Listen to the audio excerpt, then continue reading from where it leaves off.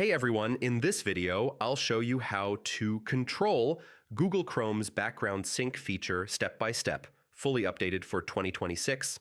Background sync lets websites finish sending or receiving data even after you close the tab, but it can use resources and impact privacy. Here's how to manage it.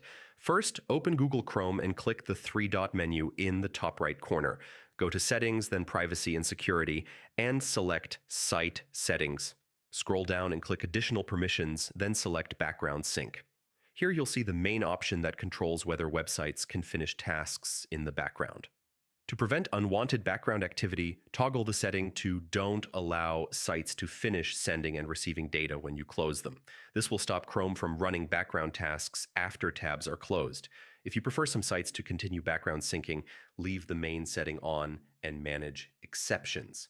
Click Add under Allowed or Blocked to include specific websites. For example, you may allow a messaging or email service, but block other sites that consume resources unnecessarily. Another tip is to check your extensions. Some extensions can trigger background sync even when the tab is closed. Go to Chrome://extensions, review them, and disable unnecessary ones to improve performance. Finally, restart Chrome after making these changes. This ensures your background sync settings take effect immediately. And that's it. By adjusting the main background sync setting, managing exceptions, and reviewing extensions, you can control Chrome's background activity, save resources, and protect your privacy effectively. If this guide helped you, like the video, share it with friends, and subscribe for more step-by-step Chrome tutorials. Thanks for watching, and I'll see you in the next one.